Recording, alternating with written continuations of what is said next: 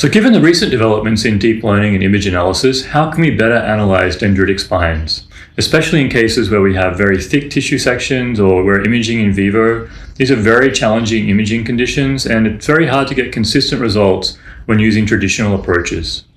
My name is Luke Hammond, and I'm the Director of Quantitative Imaging at Ohio State University. And today I wanted to talk to you about an approach that we've developed called RESPAN. RESPAN integrates several deep learning techniques, including segmentation and image restoration, and allows accurate and robust analysis in these types of situations, and importantly gives comprehensive readouts of everything that it's measuring. So today I wanted to walk through the rationale for our approach, some examples of its application and how we've validated it, and then I'd like to demonstrate using real data so that you have the ability to use these tools for your own research questions. If you're watching this video, you're likely interested in quantifying dendritic spines using fluorescence microscopy. You may have tried manual techniques or automated approaches where you can adjust the threshold and other parameters to try and get optimal results. Like us though, you may have found that it's difficult to get consistent results, especially if you're imaging in living animals or working in thick tissue where there can be large differences between image quality, imaging close to the cover slip and deeper into the sample. And when applying these traditional automated approaches, you find that you're unable to get results that truly reflect the biology in the samples. So to address this challenge, we created a new software tool that leverages multiple deep learning techniques, and at the same time, really tried to make sure that this software could be used by anyone and remove the barriers that are normally required to connect these different tools together. It's important to highlight that all the work that I'm sharing today comes from a fantastic collaboration with the Frank Palou lab at Columbia University, and especially a talented graduate student in the lab, Sergio Garcia. We've already have our publication up on bioRxiv and shared the analysis publicly, and it's currently under review, so we're hoping to have it peer-reviewed very soon. And so what I want to do is just take you through a schematic of how the software is working and then get into how to actually apply the software to your own problems. So the input for RESPAN can be any number of three-dimensional microscopy datasets. We have models that are trained for 2-photon and various confocal and super resolution techniques. These go into the pipeline and as labeled using deep learning segmentation, and we can then use those labels to do comprehensive mesh analysis as well as spatial analysis.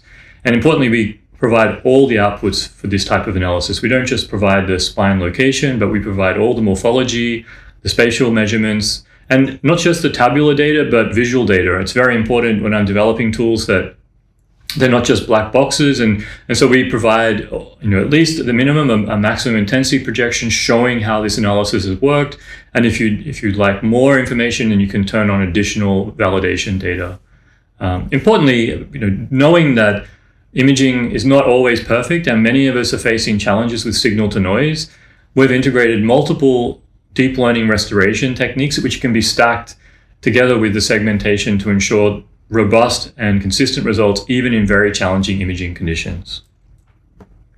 And this just shows you the workflow and the sort of intermediate results when using RESPAN for challenging data. So on the left we have our raw fluorescence data, and in fact this has pretty decent signal, but we can further restore it using content-aware restoration.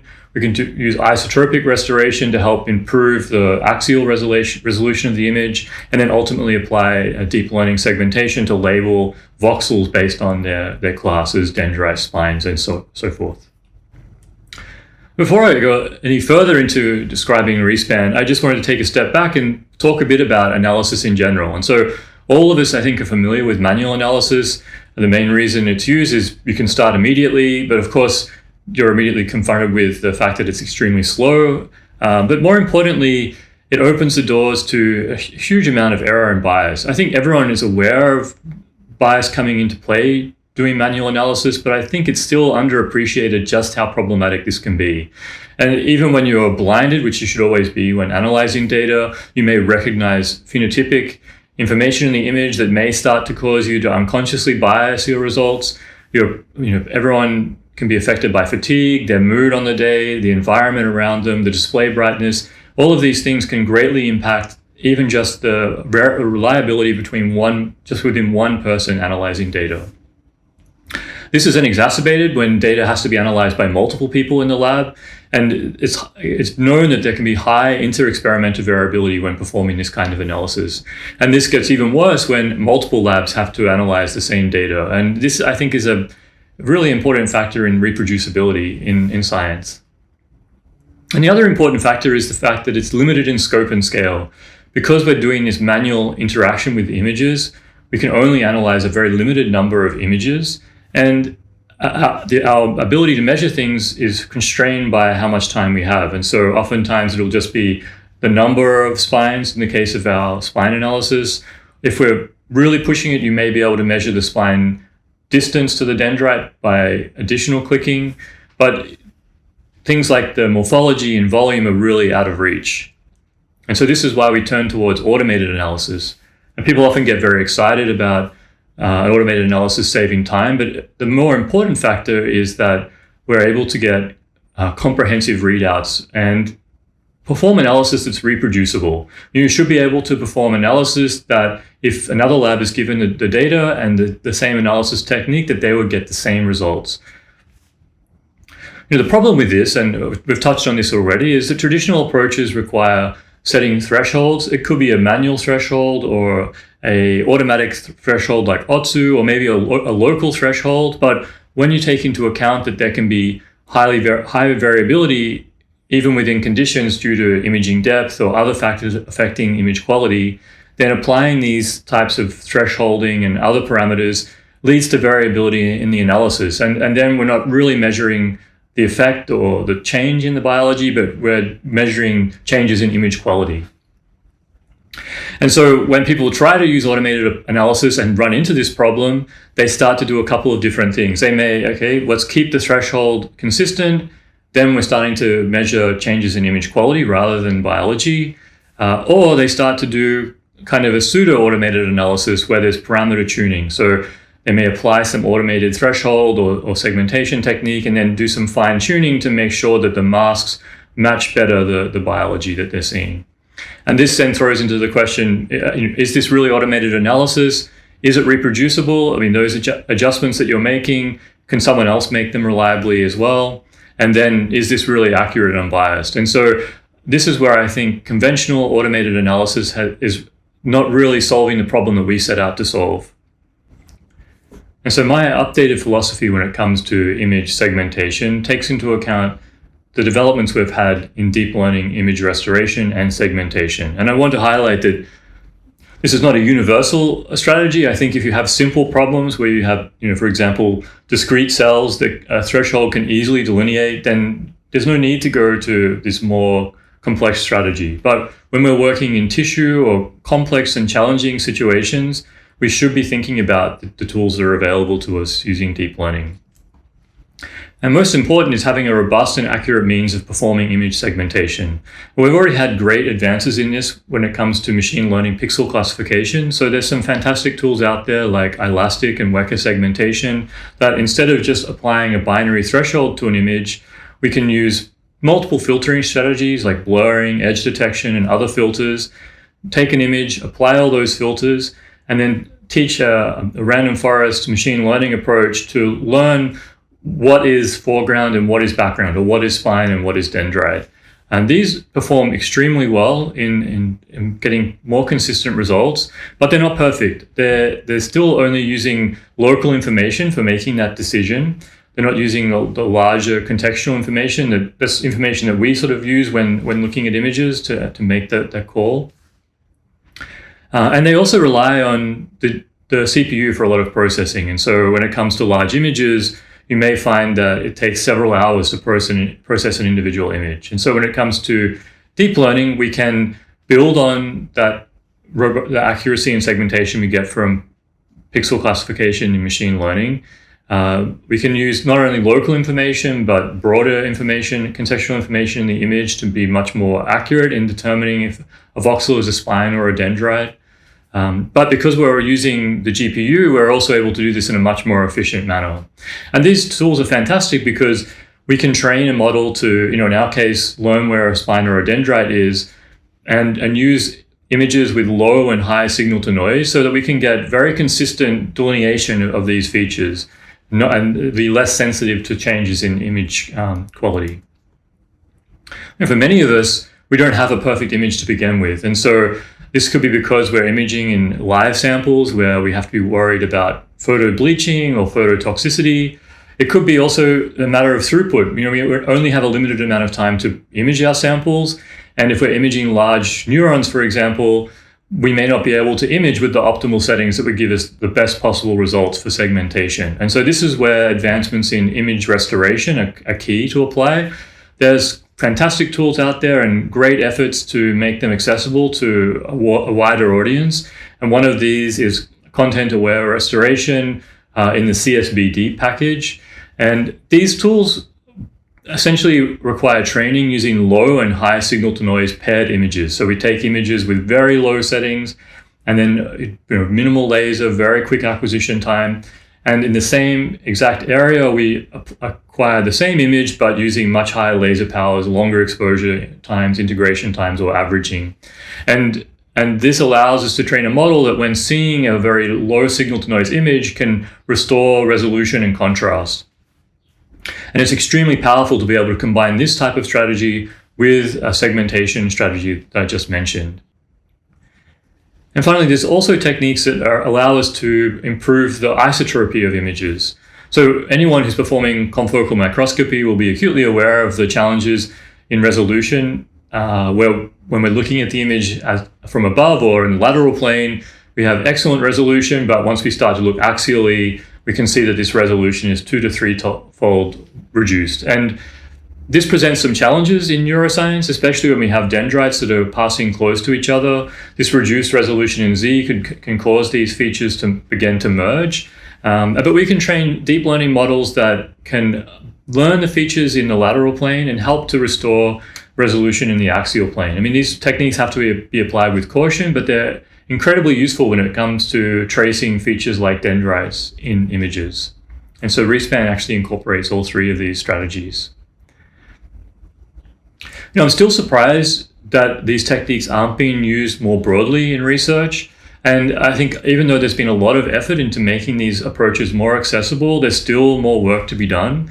When it comes to image segmentation, there's importance in educating people on how to properly train these models and how to set up the right environment so that you can get these models to work. There's sometimes very specific dependencies that make this challenging to integrate with other tools in Python, for example.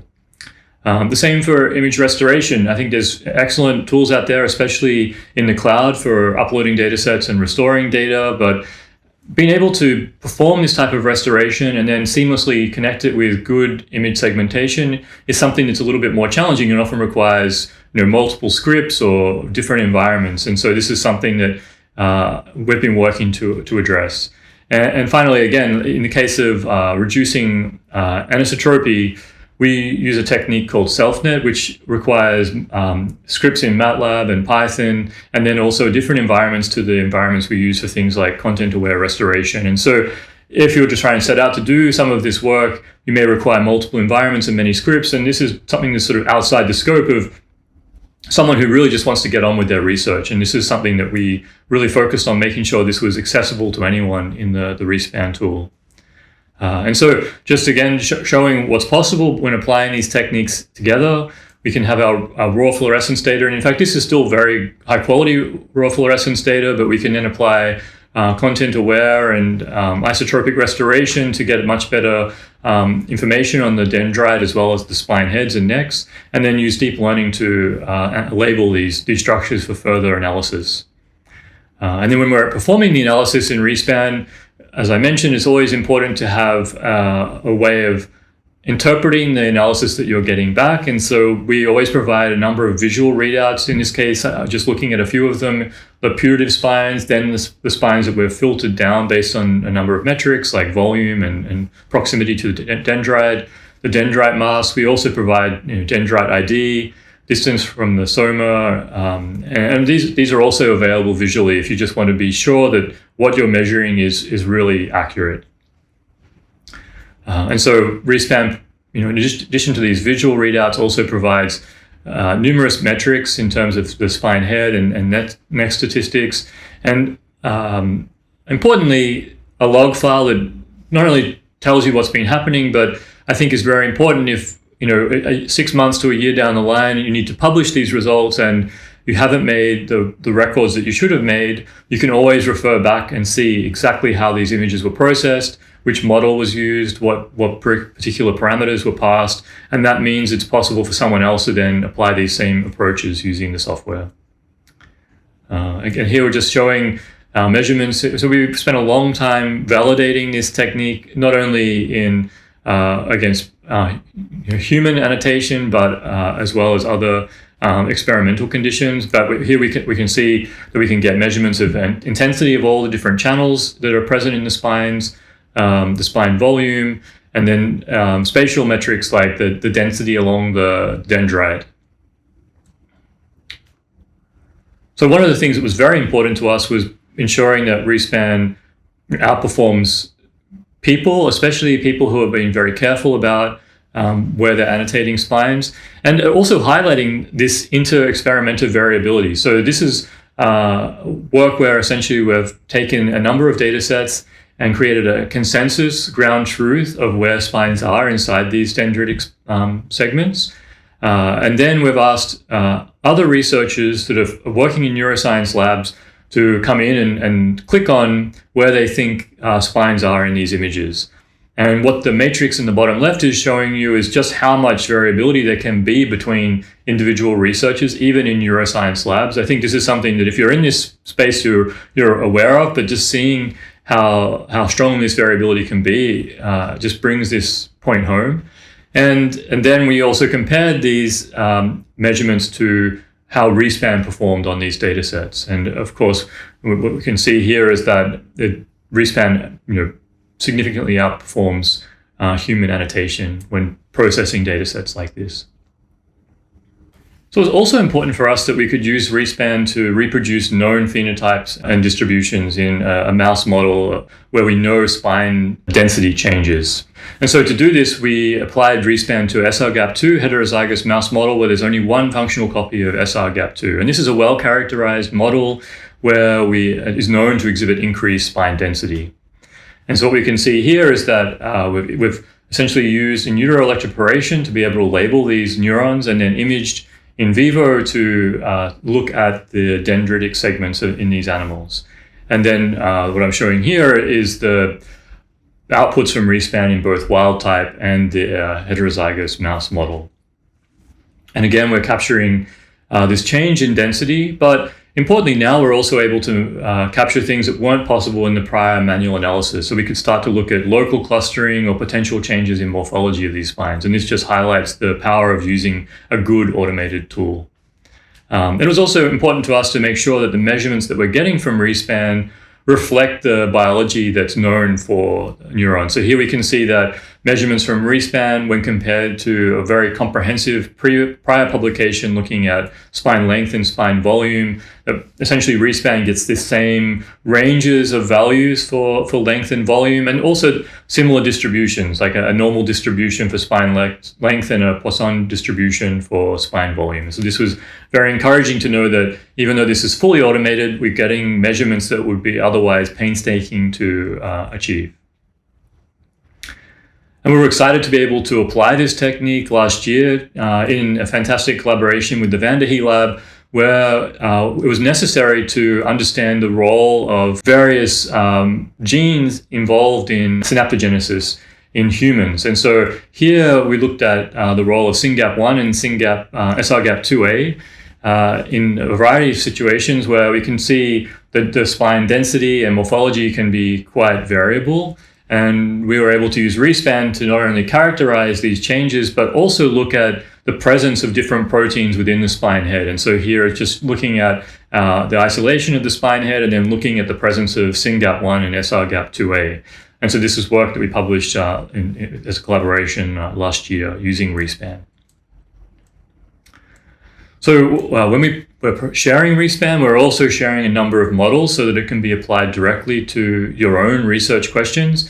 We have one model that's considered a global model that allows us to get good results on a variety of different imaging modalities. And then we have specific modality models for spinning disk or confocal microscopy, and one for two-photon microscopy, which has been trained extensively on a number of data sets. I want to highlight that we want to make sure that RESPAN always gives a sensible result, no matter what kind of data is being presented to it. And so RESPAN adapts to the data that is being fed into it. And we've found that it is being quite robust to new modalities in providing annotations. And so I wouldn't recommend that you just use these models as they are for doing your quantification if your imaging technique is different to those that we have used when making these models. But you can use the outputs from RESPAN to then bootstrap your own model very efficiently. And I'm going to show you later on in this talk exactly how to do that. So when we began this work, we thought that it's important to individually label both spine head and spine neck, so we can very clearly delineate that boundary and characterize these changes using a deep learning approach. And so this is just showing our input data and then the different segmentation labels that we're using. But we've since improved this approach further, and we'll be sharing the model for this by the time that this video has been uploaded. So in this case, here we're looking at an example data set where we have a dendrite as well as soma, and hopefully it's clear enough, but we have annotated here not only the spine head, but the spine core and outer shell, so that even in very dense areas, we can get better separation of spine heads. And one thing that we were noticing when doing this analysis is in some situations, we have axons passing very closely to the dendrite, and in some features on the axon can begin to look a little bit like spine heads. And so to avoid false positives that come from neighboring axons, we've begun to include axons as their own annotation inside these models. And this is just showing that we can actually get very good separation between dendrite, spine heads, and axons and further reduce false positives using this approach. And then just showing you in a more close-up view how these annotations look from slice to slice. So here we have raw data at the top, and then our annotations in the second row showing the core, the head, and the shell. And then this also allows us to precisely annotate spines that don't necessarily have an apparent neck. And so just to give you an example of what the data looks like.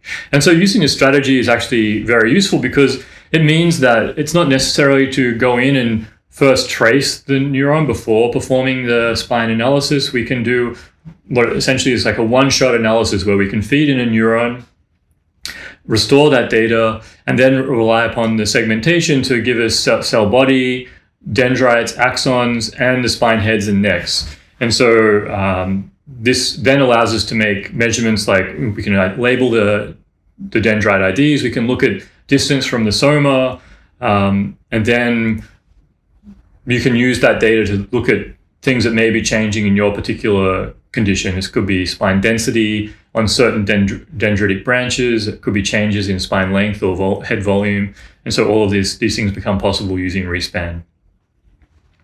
And finally, although it's a very challenging technique to apply, we were able to use RESPAN to perform temporal analysis of dendritic spines. And so this is a project that's specific to Sergio's work, where he's imaging in vivo, looking at changes in the dendrite and those spines over time across multiple days. And so we're able to show that we can isolate these dendritic spines and use a combination of rigid and constrained elastic registration to then allow us to track these individual spines across time. And so, I mean, this is something that needs to be applied with caution. You need to have very good data at the onset. And we're already working to improve some of the registration techniques to get better results, but really just showing that as a proof of concept that we are able to use an automated approach to track formation and illumination of spines. Okay, so first of all, I hope that with this talk, I've convinced you that it's important to consider integrating deep learning strategies for segmentation and restoration to overcome the challenges that we face in performing reproducible analysis of biomedical data, not just for dendritic and spine analysis, but for any complex biomedical analysis problem. And also that RESPAN is able to do this in a way that reduces the barrier of entry to adopting these techniques. So even with no coding experience, someone can come and use RESPAN to apply all of these techniques together seamlessly without having to have different Python environments and different software tools. And so what I'd like to do now is spend some time showing you how to install RESPAN and then use RESPAN for the different types of analysis and model training so that you can get the best results when using it for your own research problems. Okay, so let's get started. First I want to take you through how to install RESPAN, and then a little bit about the GUI and how to organize your data. And then what I'll do is I'll take you through specific use cases. So first of all, to be able to download RESPAN and just learn a little bit more about how to use it, you can go to our GitHub page, which I have open here, and this will be linked in the video description. And of course, everything that I'm going to share today, I'll put into chapters, so it's easy to skip ahead to the sections that you need help with. But on the page here, I've made sure to make it as clear as possible how to get started with RESPAN. We have some information on what the capabilities are, what sort of requirements you need. But an important requirement is you really need to have an NVIDIA GPU so that you can make use of the deep learning capabilities of RESPAN. And then we've made an effort to ensure that any format of image data can be used in RESPAN. We work natively in TIFF and to some extent OME-ZAR, but the input side, we don't do an automatic conversion. This is a separate step, and I'll show you how we can do that.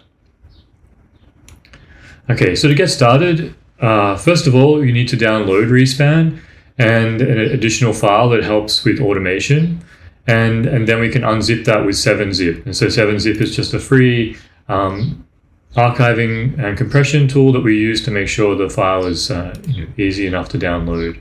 And after that, it's just a case of running RESPAN. So to download RESPAN, you can navigate here. This is the latest version that we're sharing, and so you can just download this. I've already downloaded a copy on the desktop. And the other file that you need is this analysis settings file. We've set the software up like this so that it's possible to do batch analysis, even if you have data from different modalities or with some different settings. And this is also an important file because it helps you keep track of the type of settings that you're using when running RESPAN. Okay, so that's all we need in terms of files.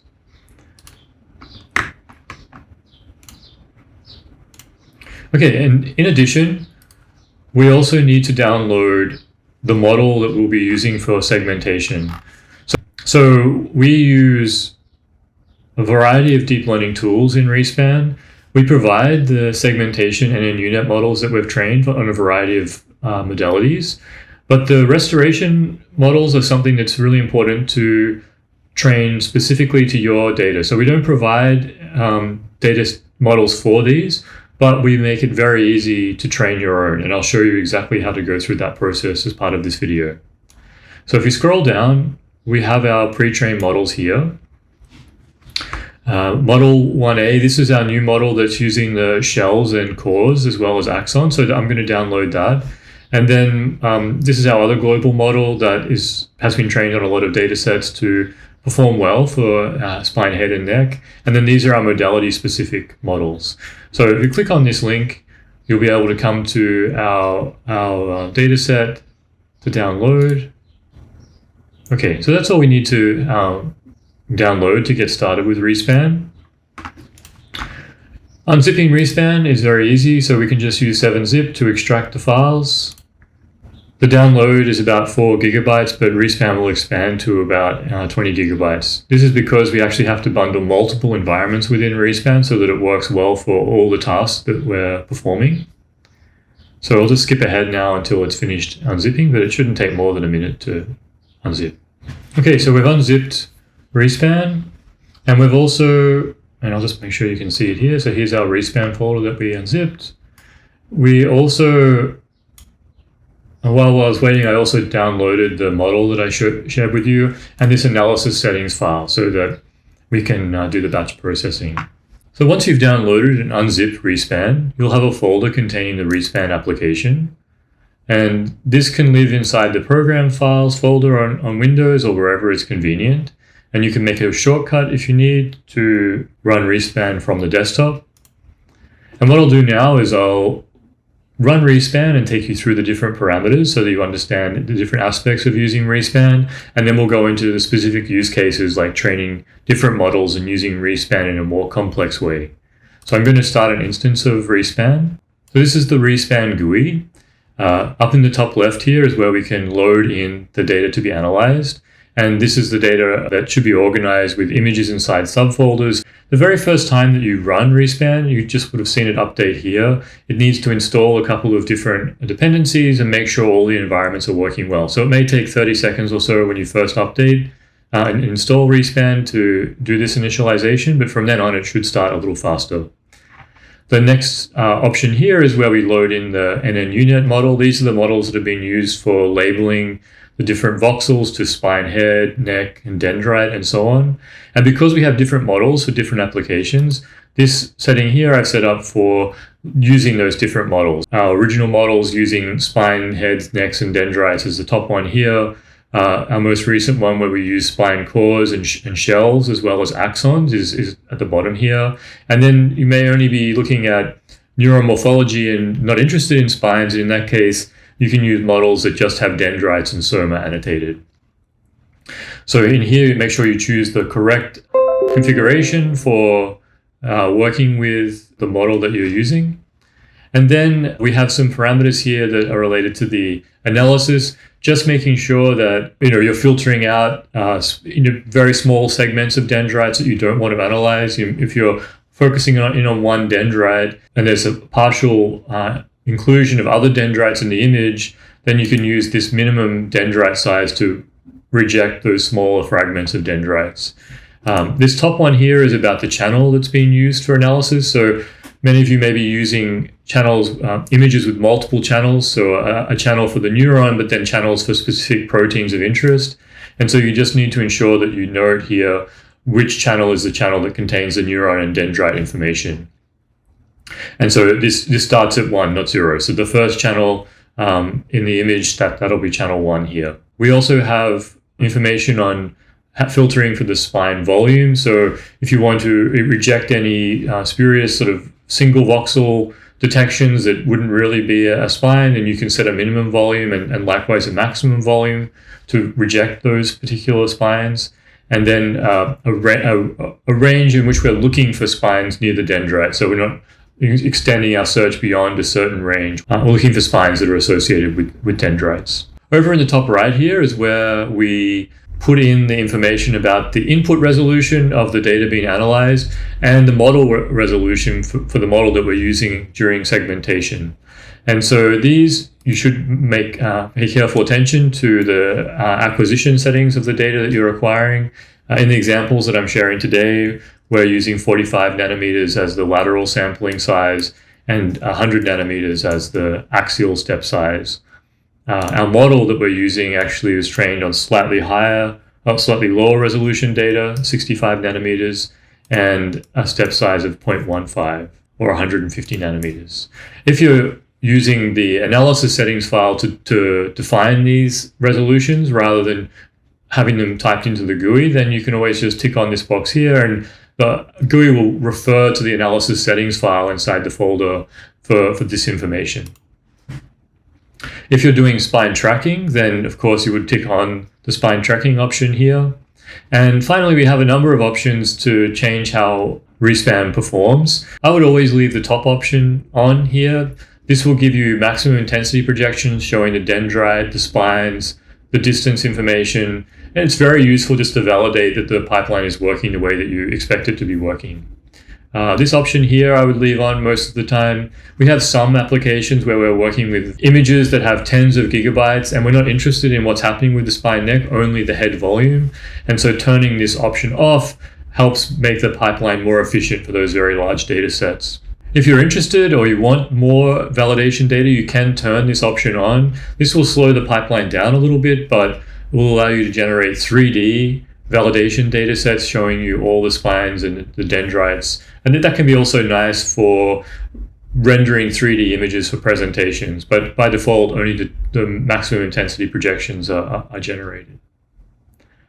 Some data sets can be very large, and depending on the GPU you're using, it might not be possible to pass the whole dataset onto nnU-Net for labeling. And so in that situation, we have a module that allows patching of the image, passing onto nnU-Net, and then using voting to make sure that those patches have the labels properly annotated across their boundaries. And so this is a seamless option. And when you enable it, it will automatically patch, process, and then recombine your data set together for subsequent analysis in RESPAN. These next two options here are for doing the advanced restoration steps. So once you've trained a content-aware restoration model or a SelfNet model and you wish to use them, it's just a case of turning on these options here and pointing to those models in this analysis settings file, which I'll show you how to do in the next step. We haven't integrated some SWC creation for dendrites and neurons. So this is essentially where we create neuron tracing files using WAR3D, using the APP2 plugin. For some specific projects, we needed to have these tracing files. It may not necessarily work for very large data sets, and in some cases, I feel like it can be better to take the neuron detection generated by RESPAN and then pass it to a tool like Simple Neurite Tracer for getting the tracings of neurons. But we do support linking directly to WAR3D for creating these SWC tracing files. And the last option here is currently in development, but I'm working to integrate DAST parallelization so that we can really remove the upper limit on the size of files that are being processed in RESPAN and to try and improve some of the efficiency of processing. So I hope that's clear in terms of the parameters for RESPAN. What I'll do now is just take you through the different tabs. So this analysis validation tab here is meant for validating the analysis that you're getting from RESPAN. So it's very important when you're performing a new type of analysis to validate how that automatic analysis is performing compared to ground truth human annotation analysis. And so this module lets you give a data set that you've manually annotated in all the spines in the dendrite and compare the output from RESPAN to that ground truth data set. So this will allow you to see the number of false positives and false negatives being generated by the RESPAN analysis, and does some intersection over union analysis to just give you an idea of how well the spines and dendrites are being represented by RESPAN compared to the ground truth. And this is an important way of just validating the analysis that you're performing. We've also integrated an easy-to-use GUI for training nnU-Net models so that you can train your own model bootstrapping on the analysis that's generated by RESPAN. And I'll take you through this in a few moments, how to actually train your own nnU-Net model for your own data. Likewise, I felt it was very important to include how to train content-aware restoration models inside RESPAN so that everything is seamless and we remove the barriers to doing this type of work. Because what I found is when there's barriers to using restoration, oftentimes people will just avoid doing it. But it's so important to be able to make use of these tools to get the best possible analysis. And so inside RESPAN, we have a tab here for doing the content-aware restoration. So this is training the model for subsequent use inside RESPAN. And likewise, we have another tab here for training SelfNet, which would otherwise require multiple scripts and environments. And so everything is self-contained within RESPAN. Okay, now I'll take you through some individual steps to using RESPAN. So let's go through running RESPAN on an example data set. So here I have some example data that I've prepared to share with you. For this, we have some sample data that we also share with the paper. But essentially, you need to organize your data in a way that makes sense for your experiment. So in this case, I have just an example of control data versus a treatment data set. You can organize the data in subfolders according to animal or experiment, but essentially RESPAN will always expect there to be some type of subfolder arrangement. So even if you're only processing control animals, just make a folder within your main folder called control. This is just because we've written RESPAN in a way that really emphasizes batch processing. And so if we go inside this folder, we can see two example data sets.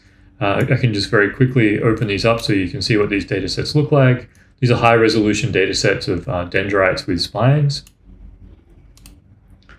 So in here we can have multiple data sets that are linked to that particular animal or condition, and that way we'll get information on each individual image or dendrite or neuron, and a summary of that whole animal or that whole condition. And then I've got my other condition here where we have similar number of images organized. Now, if I try and run RESPAN on this, it will fail because we don't have an analysis setting file in each of these folders. And so all that's required for basic use is to just have an analysis setting file in this folder. You don't need to do any more than this for basic use of RESPAN. But if you're doing anything more complex, or for example, you don't want to be keeping track of resolution here, you'd rather have it hard-coded in the analysis settings, then you can open this up with a simple text editing or code editing tool. I'm using Sublime Text here just so I have the fonts in a different color, but this will essentially allow you to make quick changes to the text file so that RESPAN understands what's going on for this particular data set. And so this is where I could actually update these resolutions to match my real raw data. And I've commented these so it's easy to understand what's happening.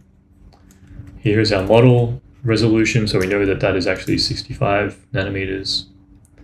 And we know our Z step size was 0.15. Okay, so other settings here, really, it'd be very rare for you to need to change these. This is the path to WAR3D if you're planning to do the automatic generation of WAR3D. So wherever you had WAR3D installed, just make sure that this path here is correct. And then the most important thing here for advanced use, which I'll show you momentarily, is where to put the paths for both care restoration and the SelfNet restoration, which is down the bottom here in this file. Okay, so I'm going to save this and then go back out. And now we can go to RESPAN and we can run our analysis. So in here, I'm going to select my data directory. I'll go to the desktop. I've got our example data set here. I just need to select this main data set. We need to tell it where our model is that we're using. So here I'm going to select our model that we downloaded. So that's our global model that's using the shells and necks. Okay, and we need to tell it here which channel we're using as the neuron channel. So if you're using multi-channel data, RESPAN will analyze all the channels, but you'll need to specify which channel is the channel that contains the dendrites and spines. And so for us, it's the first channel in this data set. I'm going to make this a little bit smaller because I know that in my image, the dendrites are actually pretty small. But I can leave these as they are, and I can leave everything else here as it is. So now I'm going to click Run to run the analysis. And the way that RESPAN has been written is it provides very comprehensive logging. So you can see straight away here, it has the version of RESPAN that we're using, the parameters that we're using for doing the spine analysis. It's found the two images in this particular initial folder that we're working on. And now it's passing these on to have the U-Net perform the labeling of the voxels inside these images. And we give like some predicted times. There's a little bit of overhead in just getting everything running for the segmentation. So even if you have small files, there may be a little bit of a wait time. And I've set this up so that you get logging of how it's progressing through the individual images. And so once it's performed that step, it can move into the analysis. So here what we're seeing is we have, this is working quite quickly at the moment, so it's already onto the second folder. But essentially we can see it's picking up the dendrites, it's found spines, and then it's performing analysis of those spines. And then we're moving on to the next data set where it's doing the same thing. So right now, again, it's performing the deep learning analysis. And so these logs, they're saved into the folder. So while it's processing here, we can have a look in the folder. You can see we have our log here where all this information is saved. And so this can be very useful if you just need to come back and see how things were performed, or if you're running into any trouble with particular models or settings. Okay, and now it's processing that second data set and it's complete. And so we've got given in here some time processing so you know how long things took at each step, just as general feedback of how long things are taking, and so you can plan processing on larger data sets. Okay, so with that analyzed, we can now explore the data. So you can see in addition to our original files and the analysis setting file, we now have some folders and a log file, and I've shown you the log file. The outputs that are most important for further quantification are really these table files. And so for each image that's being analyzed, we have two files. One, it's information on every individual spine. So if we come in and look at this, we can see the individual spine identifier here, the geodesic distance from soma. So there's no soma present in these images. So in that case, I use the top left coordinate of the dendrite as a reference point. That just helps you have some information about where these spines are appearing along the dendrite. And then we have a cross-sectional area of the spine, the volume, surface area, length, solidity, convex hull. So there's many metrics in here which are described in the paper. And some of these can be useful for trying to classify spines into different types of spines. We don't provide that classification because there's not a good consensus on doing that type of classification, and also it can be controversial depending on the resolution you have in the data. But I at least provide all the metrics here so that you can perform that kind of classification if you wish. And then we provide all the intensity measurements as well. So we provide mean, max intensity, and an integrated density, which is very useful for knowing like the total content of protein inside the neck or the spine head. Then we have a dendrite summary. So this image only had one dendrite, so this is a very simple summary, but if we had a larger neuron with multiple dendrites, then we would have the dendrite ID, and then we'd have information on the density as well as the average measurements of spine volume. So if there was particular dendrites with higher density, you'd be able to look at them using this kind of table. And then finally, we have a summary. This is for the whole condition or animal based on how you set your data up inside the folders. And here you can see each image and then a bunch of average metrics and density measurements for each of those images. Now, it's important that this is not just a black box generating numbers that don't have any bearing on reality. And so there's a number of different validation images that are generated as well. And so inside validation data, the easiest thing to explore in seeing how the analysis worked is the validation MIPS here. So in this folder, if you open this up, you'll get an image. And I'm just using ImageJ or Fiji here to explore this data. I think it's useful to have Fiji for working with any of this kind of data, just to quickly inspect what's happening. This has a number of channels, and I'll endeavor to show you what each of these channels are. So Shift-Z is a good way of bringing up the channels tool, and Shift-C brings up the brightness and contrast adjustment. And so some of these channels, they won't immediately scale so you can see what is happening. So what I'd recommend if you want to look at these is just switch them from grayscale to composite so that the channels are colored. The first channel is always going to be the raw data. The second channel is putative spines. So this is just all potential spines that were detected, which may include some false positives. The next one here is labeled spines. So if I turn this off, let me just turn these other channels off.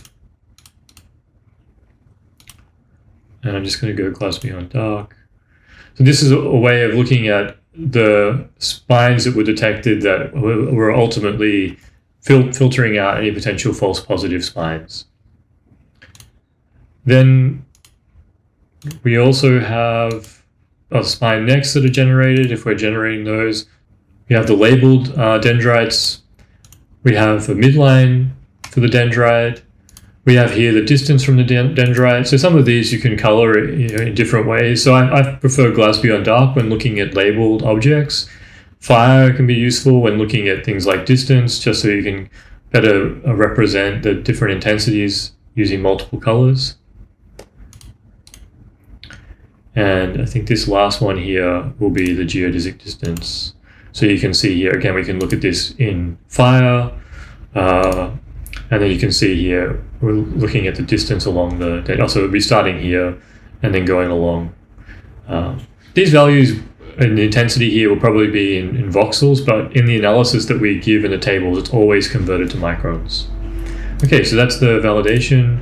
Segmentation labels, these are really important for training models later. So we provide a copy of these so that you can see how well the image has been annotated prior to analysis. So I put glass beyond dark here. You can actually see where the dendrite was marked, where the necks are marked, and where the spines are marked.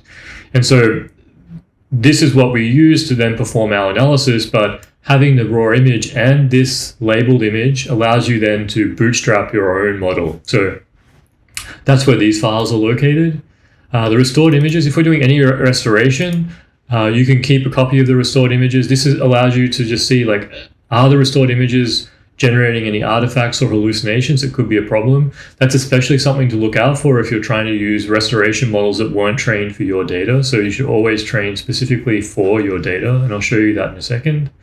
And then we also have, if it's enabled, using the additional data here, the MIP, instead of just having the MIPs that I just shared with you, you'll have the full 3D image, and that can be useful for creating nice renderings of how the analysis worked for your data. Okay. And we also generate spine arrays. I mean, depending on what you're trying to share, this can be nice to just show examples of what different spines look like in your data. So there's different versions of this. There's the spine MIPS and spine volume. So spine MIPS are where we just make a maximum intensity around the center of the spine. And so here, if we move through, these are each of the spines that were detected in the image. And you can see, I'll make this a little bit bigger. You can see the spine head, the neck, and the dendrite colored, so you can easily see, like, what the quality of the generation is like. And then the volumes are just essentially the same thing, but as a volume. And so this can be a nice way of just having, so here we can then look through, and it has the raw data as well as the spine head and the neck, because this is a really nice way of just validating, okay, how well are my annotations mapping onto the individual spines? And this is a nice way of presenting data for a talk. For example, you can take the MIPS, and then in ImageJ, you could just create a montage. And then you have a nice array showing the different spines that were in that image and how the labels looked.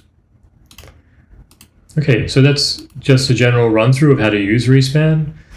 Now I'll show you how to use the more advanced features of RESPAN. Okay, so I've started up a fresh instance of RESPAN, and now what I'd like to do is be able to train a care model to restore the images that I have for analysis using RESPAN.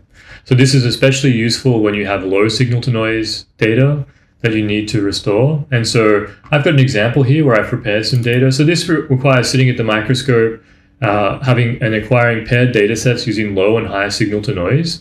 Let me just open that up. And so as an example here, I have those folders organized. So in low signal to noise, you can see some data we have that if I scroll through in Z, it's particularly noisy. I mean, we can see the spine heads, but there's some noise that would make segmentation potentially quite difficult. Although with RESPAN, even with data like this, it can perform quite well. And the exact same area, we also have a high signal to noise image.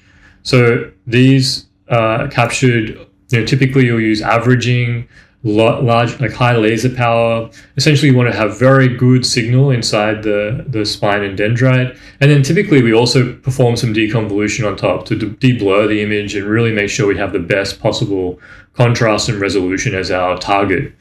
And so that way we can train the model to learn that when it sees images like this, the biological sample would actually look more like this if we had better imaging settings. And so all that requires is organizing the data in those two folders, high and low signal to noise, as I have here. And then in the care training model tab, select the folder that contains that data. So here I'm selecting our care example folder.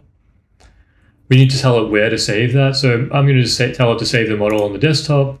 We need to give it a name. So we can say, here we can just call it dendrites. I always like to include the lateral and axial sampling because these are important information to have when using a model down the track on new data. So you don't want to be applying a care model to data that's acquired using a different objective or a different data analysis acquisition settings. Automatically, we include augmentation just to bulk up the number of images that are being used for training. And I've also made sure that this patches or extends data so that even if you're giving data that's not quite the right size or shape for care, it will still work. And so when we click run here, you'll see that it will check the quality of the image data. It realized that some of these volumes are actually a little bit small in Z to be used for 3D care. And so it's padded those images and then is now augmenting them. And so this step is relatively quick, and then it will move on to performing the actual training of the care model. And so I won't leave this running for the whole model, but I'll let you see at least just how it starts off with the training, and then we'll look at the outputs. Okay, so we're finished augmenting the data, and now we're beginning to train the model, and RESPAN will give you an update as the model trains. The default settings here are actually pretty intensive, so we are using 150 epochs and 400 steps per epoch, and this is the patch size that we're using for patching the data and training. And this is the percent of data that's kept out of training for validation. You know, in my experience, you can probably get away with going down to 75 epochs and still having very good performance of the care model. But yeah, we just provide these parameters as a starting point to ensure you have good results. And so what we can see, it's already progressed on to the second epoch. So depending on the resources you have, this will probably take a couple of hours to generate a model that can restore your image data.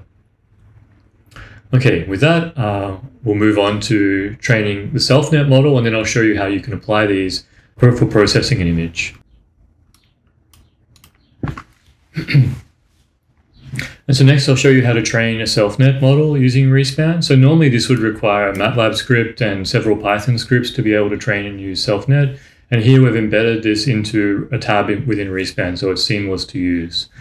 And so as the first step, we need is to provide it some training data. So these should be isolated image volumes from the data you're intending to analyze.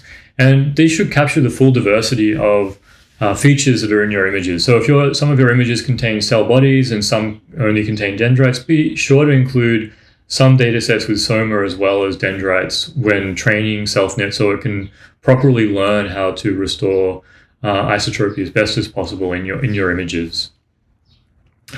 And so I have a folder there where I've taken a few of those example regions from my images.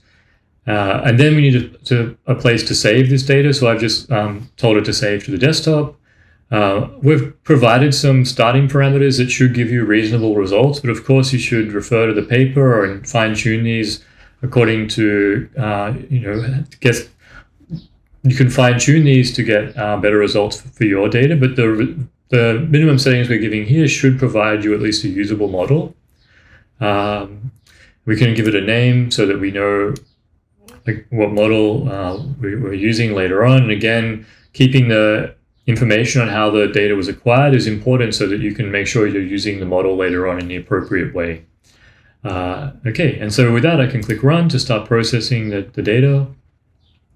Again, we provide very clear logs of what's happening, the parameters that are being used, and it'll update you on how it's preparing the data, and then it'll start to train the model. And these can train quite efficiently. So with a reasonable GPU, you could expect to have a model in 1 to 2 hours that can be used for restoring isotropy in your data sets.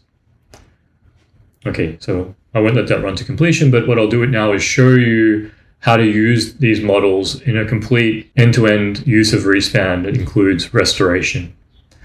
Okay, so let's circle back now and use RESPAN in a more advanced way that incorporates restoration, both using care and SelfNet restoration. In your particular case, you may not need to use restoration. That's why we've kept RESPAN simple.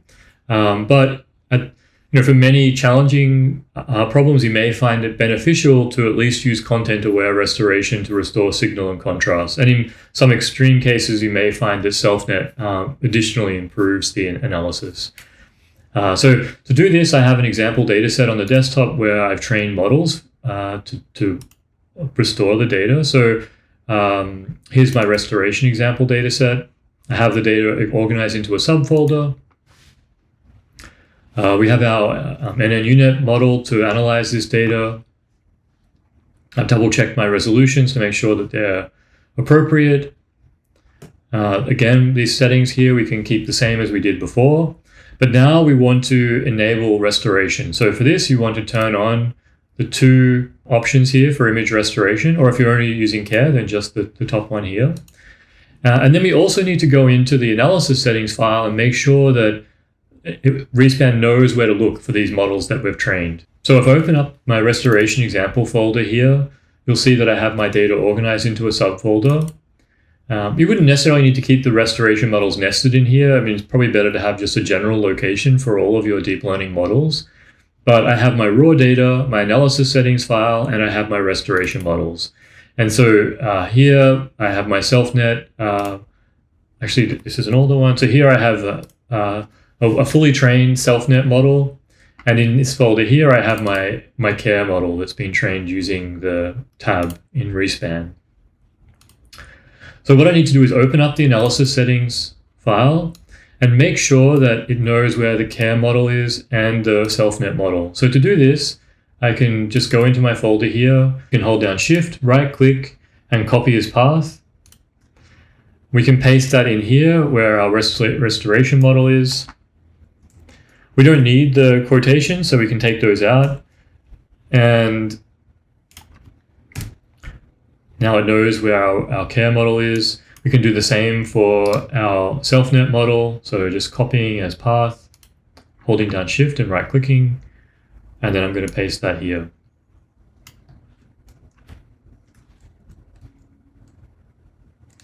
Okay, so now our analysis setting file is set up so that we can run RESPAN using these models. That's it. So now if I click run, it will look in that folder. It can see the data that needs to be processed. It's already realized, okay, I need to process this with the care restoration model. So it's performing that care restoration now. That's complete. And now it's moving on to the SelfNet restoration. It's giving you some feedback here in the log about the SelfNet restoration. While we're waiting for this to process, I can go into my folder. We can see we're already starting to get the analysis data generated. Inside validation data, we have a folder here, restored images. And this top level here, these are the care restored images. So if I open these up in ImageJ, these will actually now be the restored versions of the raw data that we originally supplied. And then in SelfNet, nested in here, these are the SelfNet files that we're then passing on for deep learning segmentation. And so these should have a higher resolution in Z.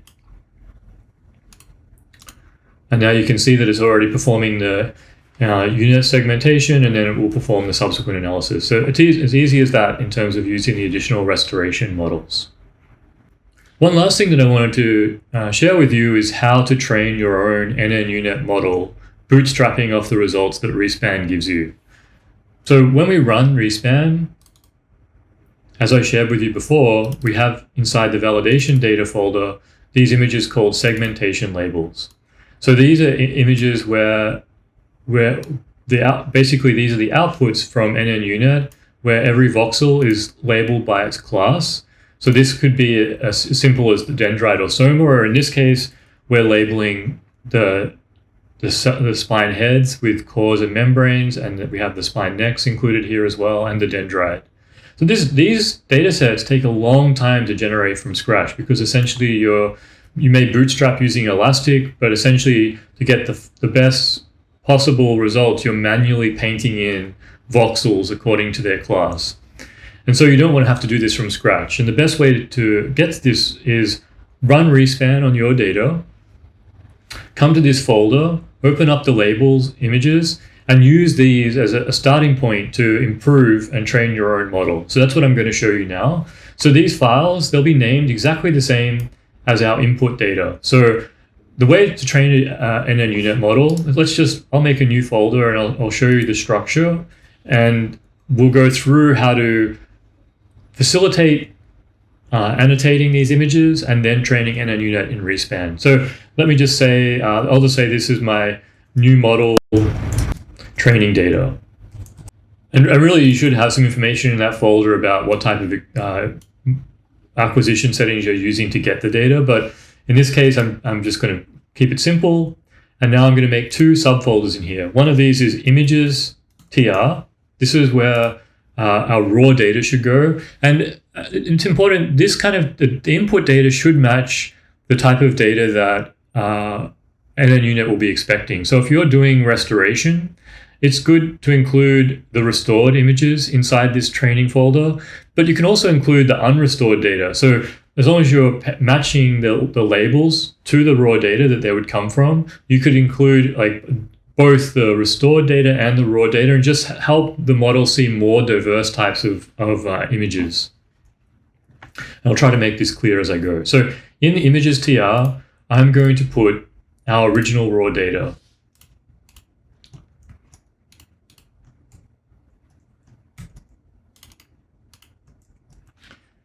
I'm going to make another folder called labels tr. So whenever we're annotating images to train a deep learning model like in nnU-Net, we call these just labeled data. And this is where the intensity information in the image actually reflects different classes in the image that we're trying to label.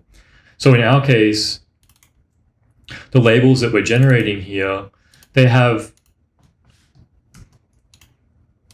different intensities for different features. And we can look at that. So the best way to look at these types of images, I mean, I already had it open here, so I can show you, I'll just zoom in a little bit. To label the dendrite, the neck, and the spine, we use different intensities. And you can see in ImageJ, this is reflected just here. So if I hover the cursor, you'll see that the dendrite we label as 1, the neck here is labeled as 4, the spine core is 2, the membrane or the shell is 3, and then we have, I think 5 is the soma, and then 6 is axons. So it's important to keep that consistent so that you don't have confusion in how the model is being trained on what voxels reflect what class. So now and it's good to be very careful when you're setting this up to make sure that indeed the image with the same name is matched to the labels with the same name.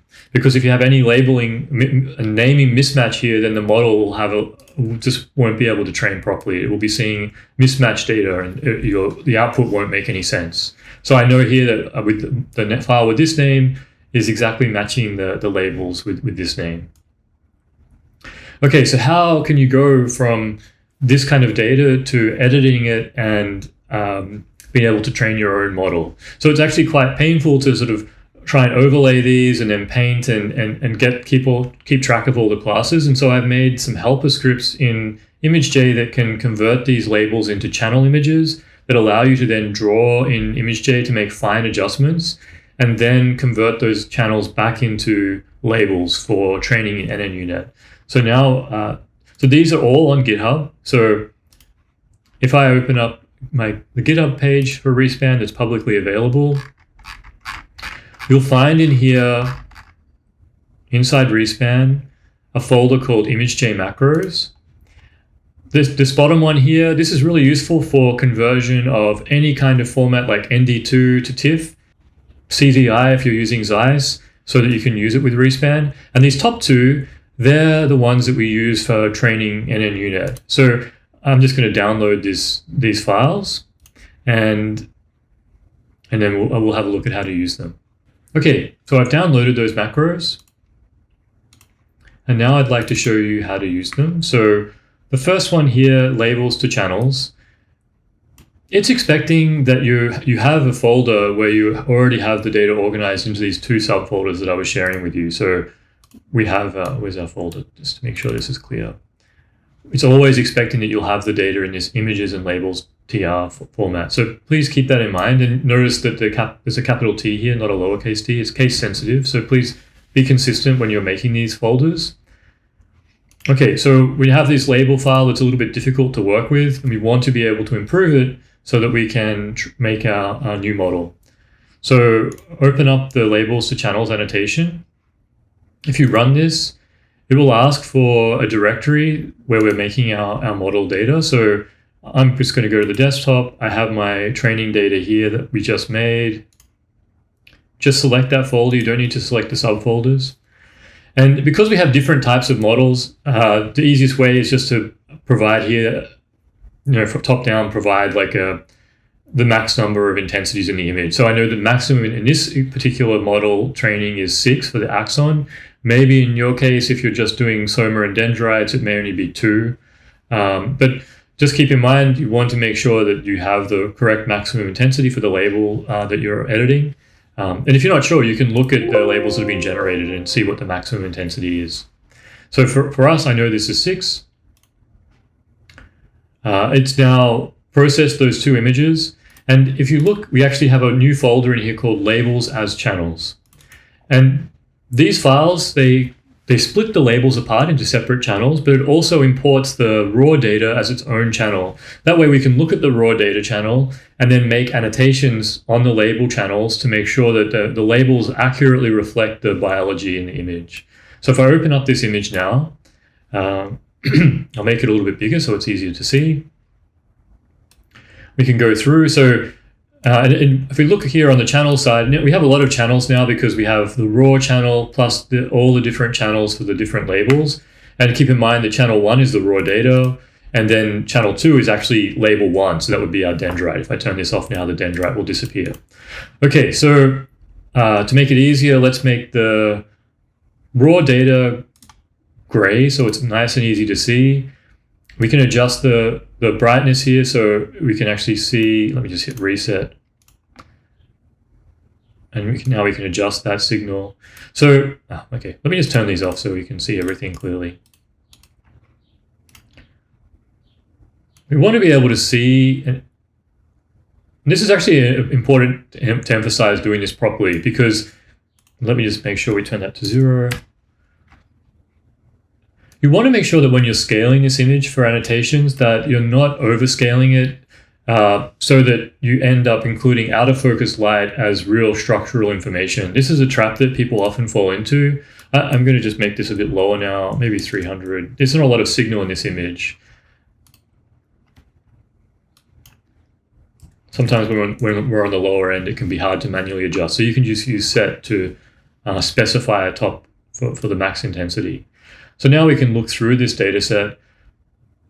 Even though this is a confocal data set, we have light that's in focus. And if we keep going through, we start to have out of focus light. And so one trap that people fall into is annotating out of focus light as real structures. And what will happen then is you'll have masks that overrepresent those features. And so it's important when we're creating these labels that we do our best to only include information that's in focus. And if you accidentally scale an image to be too bright, so if I make this really bright, like 70, now when I'm looking at this image, I can see, oh, actually, like my signal is really going out all the way to here. But this, from experience, we know that this is out of focus light. So we don't want to be annotating voxels out here as part of the spine head. Otherwise, all of our spines are going to be bigger than they really are. So I'm just mentioning this so you keep it in mind when you're annotating data to not oversaturate or increase the signal and end up annotating features that shouldn't be annotated. Okay, so now we've looked at the raw data. We can overlay our different channels. So here you can see how our dendrite has been annotated. These are our spine head cores, the membrane, the necks, and then this would be our soma and axon, which aren't present in this particular data set. So the way to go about annotating this, there's many different tools out there for annotating, but I find that if you have a pretty clean starting point that you should get from RESPAN, then annotating in ImageJ can be fairly straightforward. What we can do is we can make sure we're on the correct channel. So if I want to be improving how the dendrite is annotated here, I can make sure I'm on channel 2. Then we can use the paintbrush tool to annotate new voxels for that channel. And so if you're trying to do a dendrite, it may be more efficient to use a larger brush to capture more pixels at a time. So say, for example, I'm not convinced that maybe I think that the dendrite really should be annotated here. Then what I can do is with that paintbrush enabled, and here it's good to zoom right in to make sure that you really are as accurate as possible. I can then draw in the additional voxels or pixels for that particular slice. So if I make a mistake, it's very easy to fix. All I need to do is hold down Control, and then I can come back and remove those pixels. And so this then allows you a way to kind of fine tune these annotations to ensure that they really do match the image underneath. And so I think it's good investing time here to provide the best possible annotations, because these are the annotations that are going to be used for all of your analysis downstream. So if you think about how much time you would spend normally doing manual analysis or even more conventional types of automatic analysis, think about RESPAN as being fully automatic once you have these annotations trained well. So investing a good amount of time here to have great annotations means that all of your work is going to be as accurate as possible. So I don't mind spending a bit of time here because I know that it's an investment that has great returns. And so now I can go through slice by slice. If there's anything that I don't agree with, I can use my control to remove some of these pixels. And when it comes to things like next, then so we've got core, membrane, next. And so in those situations, I might actually even switch to using one pixel to be very careful about how I'm annotating those. Okay, so I'm not going to go through and edit everything here, but hopefully I've made it clear that essentially you want to be on the channel that reflects the feature that you're annotating, and then use the paintbrush tool to either apply pixels or hold down Control and then click to remove those voxels. Once you're happy with how that's looking for all the different channels, save that image. And then we can run the second helper macro here. So this is channels to labels. And again, so this is just an ImageJ macro, but it works quite efficiently for this type of task. We can run this. Again, we need to make sure that we give it, again, we're just giving it the main folder. You don't have to give it this subfolder. It knows what the data looks like and it will process the data accordingly. And again, we need to make sure we have the correct intensity set here. So when I run this, it'll very quickly go through and process those images, and it'll make a new folder for us with today's date. And these will have the updated labels the way that we annotated them. So if I go in here now and had a look, I mean, it would be a bit hard because I didn't make too many changes, but if we looked carefully, we would find that the updated changes I made to the dendrite would be reflected in this new image. You have to, one other thing I wanted to mention is, because it's important that only one class is labeled for every voxel, so you don't want to have a voxel where you've labeled it as dendrite as well as spine. The macros that I've shared, they'll make sure that there's no adding up of multiple labels. So it will go through and first, for the spine head, it will subtract out any voxels that are dendrite. So if you do accidentally train like a voxel to be both a dendrite and a spine, that's going to end up being a spine voxel. So it will prioritize spines over dendrite voxels. This is just important because if you do this without these helper scripts and you accidentally do color in a voxel with the wrong color, it can be very confusing for the model, and you'll get errors or you'll get inaccurate results. And so I've just taken care of that in the helper macro, but it's something just to be cognizant of. Okay, so now I have these images. How do I go about training the model? So first of all, these were my original label images, so I'm just going to get rid of those. I'll just rename these as original. I don't want to train with those because I have better labels now. This one where I have a date on it, I'm just going to take that off. Let me just make sure. So I'm going to take my labels here and call these original. And then our new labels where we have improved the annotations, I'm just going to call this labels TR. Okay, so we have now we have our images and we have our labels that have been updated to improve the accuracy of our annotation of the spines and dendrites. There's one or two more things we need to do to make sure that we can train this seamlessly in RESPAN. So nnU-Net is expecting these folders actually to be inside a folder with the naming convention, which I'll show you, called dataset, and then followed by a 3-digit number. So this can be something that you can keep track of in terms of how you're organizing your models, but I'm just going to choose 400 as an example. And then you should give some identifying information about this model. For us, I'm just going to say that it's for dendrites. And I usually include information on the scaling of how that data was acquired. So in this case, we know we were using 45 nanometers in XY, and we had a z-step size of 100.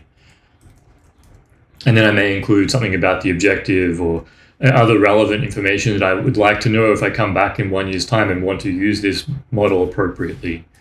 So that's that covered. We then need to put in our labels and images into this folder. And there's one last thing that we need to do to make sure this works well. So nnU-Net is a fantastic tool, and it's very capable of dealing with different types of data sets, including data sets where there's multiple channels or multiple modalities. In our case, we're just using one channel from one modality. That's the confocal image of the neuron. But if you had an additional identifying channel that helped show the spine heads, then there's no reason why you couldn't also include those channels and train your own model to be even better than the models that we're providing. But the way that nnU-Net keeps track of this is by having a channel identifier at the end of the image name. So we can leave our labels as they are. We don't need to change the name here. These names should be identical to the names in the images here when we start, so that it knows that this exact image is the exact same data set that's being labeled, so it can link the two data sets together. But then it also needs to know, okay, well, how many channels are there that I'm trying to link to these labels? And so the way that you can set this up is by having underscore followed by 4 zeros. And we need to do this for each image. Now, I mean, you could easily write a script to do this as well, but I just want to show you clearly what's involved here. If I had 2 channels that were linked to those labels, then I would have another image with this exact same name, and then I would have 0001 as the second channel. And that way, nnU-Net can read in those 2 channels and then link them to the labels for training. So that's all we have to do. We've updated our labels, we've renamed everything, we have everything organized within our folder here, dataset 400. I'm going to start RESPAN now so that we can have a look at how to run this inside the GUI. So I'm going to go to train nnU-Net model. I'm selecting the directory here. So this is the directory that I have on the desktop. I'm just saving the new model to the desktop as well. And then it's important here to just make sure that you have the correct dataset ID. I think in a future update, I'll just make this so that it automatically reads from the folder. But for now, we're just providing this as an input. So make sure that matches up with the dataset that you're training on. And then we also have a checkbox here for if you're using the ignore label. This is a specific feature of nnU that allows you to ignore particular voxels during training. We're not using that for this particular model, but if you are using it in future models, then you can turn this option on to make sure that the files that are created account for this particular type of setting. Okay, that's it. So now when I click run, we get initial file being created that helps nnU know how to train. This will take a little while. So essentially, this is the software working through, making sure that the images match up correctly, admit that the intensities make sense.